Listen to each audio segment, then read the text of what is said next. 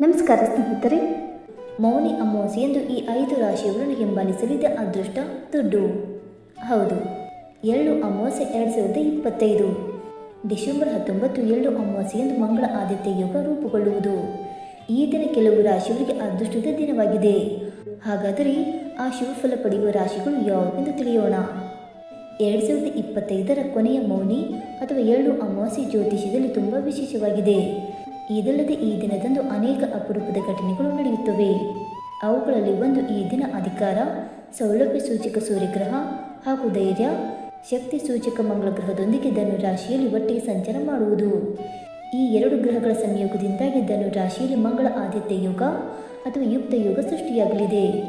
ಅಲ್ಲದೆ ವೃಶ್ಚಿಕ ರಾಶಿಯಲ್ಲಿ ಬುಧನೊಂದಿಗೆ ಸೂರ್ಯ ಚಂದ್ರ ಒಟ್ಟಿಗೆ ಸೇರಿ ಸಂಚಾರ ಮಾಡುವುದು ಶುಭ ಯೋಗವನ್ನು ಸೃಷ್ಟಿಸಲಿದೆ. ಇದನ್ನು ಜ್ಯೋತಿಷ್ಯದಲ್ಲಿ ಬಹಳ ವಿಶೇಷ ಘಟನೆ ಎಂದು ಪರಿಗಣಿಸಲಾಗುತ್ತದೆ.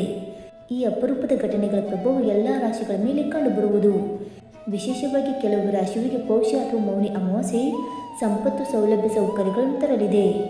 ಹಾಗಾದರೆ ಆ ಅದೃಷ್ಟ ರಾಶಿಗಳು ಯಾವುವೆಂದು ತಿಳಿದುಕೊಳ್ಳೋಣ.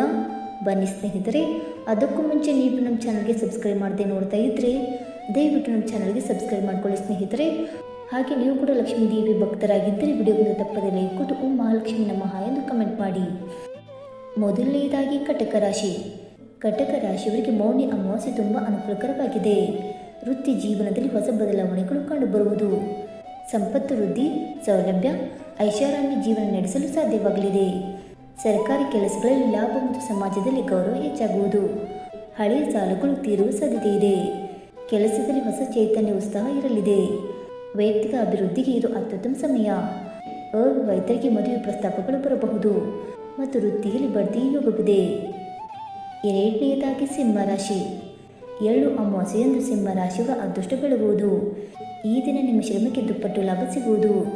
ಯಾಕೆಂದರೆ ಸೂರ್ಯ ನಿಮ್ಮ ರಾಶಿಯ ಅಧಿಪತಿಯಾಗಿರುವುದರಿಂದ ಮಂಗಳ ಆದಿತ್ಯ ಯೋಗ ನಿಮ್ಮ ಬುದ್ಧಿವಂತಿಕೆಯನ್ನು ಹೆಚ್ಚಿಸುತ್ತದೆ. ಉದ್ಯಮಿಗಳಿಗೆ ಹೊಸ ವ್ಯಾಪಾರ ಒಪ್ಪಂದಗಳು ಸಿಗಲಿವೆ. ಅಲ್ಲದೆ ನಿಮ್ಮ ಸಂವಹನ ಕೌಶಲ್ಯದಿಂದ ನೀವು ಅಸಾಧ್ಯವಾದುದನ್ನು ಸಾಧಿಸುವಿರಿ. ಜೊತೆಗೆ ಆರ್ಥಿಕ ಲಾಭದ ಅವಕಾಶಗಳಿವೆ. ಮನೆಯಲ್ಲಿ ಧಾರ್ಮಿಕ ಕಾರ್ಯಗಳು ನಡೆಯಲಿವೆ. ಅನಿರೀಕ್ಷಿತ ಶುಭ ಸುದ್ದಿಗಳನ್ನು ಕೇಳುವಿರಿ. ಮನೆಗೆ ಸಂಬಂಧಿಕರ ಆಗಮನ ಸಂತೋಷದ ವಾತಾವರಣವನ್ನು ಸೃಷ್ಟಿಸುವುದು. ಮೂರನೆಯದಾಗಿ ಕನ್ಯಾ ರಾಶಿ. ಕನ್ಯಾ ರಾಶಿಯವರಿಗೆ ಎಳ್ಳು ಅಮಾವಾಸ್ಯೆ ಅಂದುಕೊಂಡಂತೆ ಇರಲಿದೆ. ಯಾವುದೇ ಕೆಲಸಕ್ಕೆ ಅಡೆತಡೆಗಳು ಉಂಟಾಗುವುದಿಲ್ಲ. ನಿಮ್ಮ ಕಾರ್ಯಗಳು ಸುಗಮವಾಗಿ ಸಾಗಲಿದೆ. ಮನೆಗೆ ಅನಿರೀಕ್ಷಿತ ಹಣ ಆಗಮನವಾಗುವ ಸೂಚನೆಗಳು ಇವೆ. ಕುಟುಂಬದಲ್ಲಿ ಇದ್ದ ಮನಸ್ತಾಪಗಳು ದೂರವಾಗಿ ನೆಮ್ಮದಿ ಜೀವನ ನಡೆಸಲು ಸಾಧ್ಯವಾಗಲಿದೆ. ಹಠಾತ್ ಆರ್ಥಿಕ ಲಾಭವಾಗುವ ಸಾಧ್ಯತೆ ಕೂಡ ಉಂಟು. ಕೆಲಸದ ಸ್ಥಳದಲ್ಲಿ ಮೇಲಧಿಕಾರಿಗಳ ಪ್ರಶಂಸೆಗೆ ಪಾತ್ರರಾಗುವಿರಿ. ದೀರ್ಘಕಾಲದ ಸಮಸ್ಯೆಗಳು ಬಗೆಹರಿದು ಮನಸ್ಸಿಗೆ ನೆಮ್ಮದಿ ಸಿಗಲಿದೆ. ನಾಲ್ಕನೆಯದಾಗಿ ವೃಶ್ಚಿಕ ರಾಶಿ.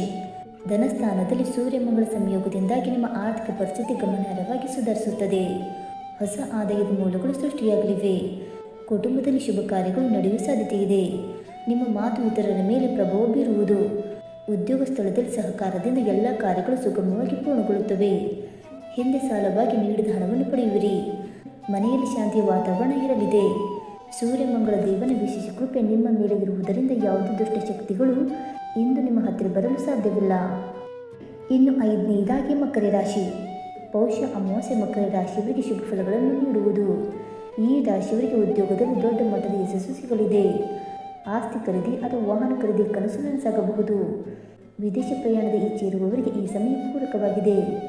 ಸೂರ್ಯ ಮಂಗಳನ ವಿಶೇಷ ಅನುಗ್ರಹದಿಂದಾಗಿ ಹೂಡಿಕೆಯಿಂದ ಲಾಭ ಸಿಗಲಿದೆ. ಈಗಾಗಲೇ ಶುರು ಮಾಡಿದ ಸ್ವಂತ ಹುದ್ದೆ ದುಪ್ಪಟ್ಟು ಲಾಭವನ್ನು ತಂದುಕೊಡಲಿದೆ. ಆರ್ಥಿಕ ಜೀವನ ಅಂದುಕೊಂಡಂತೆ ಇರುವುದರಿಂದ ದೀರ್ಘಕಾಲದವರೆಗೆ ಹಣಕಾಸಿನ ತೊಂದರೆಗಳು ಬಾರದು. ಸ್ನೇಹಿತರೆ, ಈ ಮಾಹಿತಿ ನಿಮಗೆ ಇಷ್ಟವಾಯಿತಾ? ಇಷ್ಟವಾಗಿದ್ದರೆ ವಿಡಿಯೋಗೊಂದು ಲೈಕ್ ಮಾಡಿ, ಶೇರ್ ಮಾಡಿ. ಹಾಗೆ ನಿಮ್ಮ ಅನಿಸಿಕೆ ಮತ್ತು ಅಭಿಪ್ರಾಯವನ್ನು ತಪ್ಪದೆ ಕಮೆಂಟ್ ಮೂಲಕ ತಿಳಿಸಿ ಸ್ನೇಹಿತರೆ. ವಿಡಿಯೋ ನೋಡಿದ್ದಕ್ಕಾಗಿ ಧನ್ಯವಾದಗಳು. Thank you so much.